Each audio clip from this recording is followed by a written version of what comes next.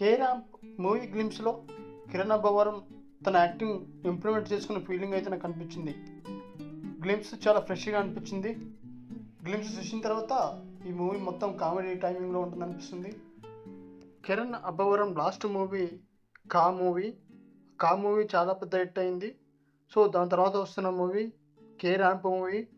ఈ movie glimpse చూసిన తర్వాత చాలా స్టైలిష్గా, చాలా కామెడీ వేలో, చాలా న్యాచురల్గా యాక్టింగ్ చేశాడు.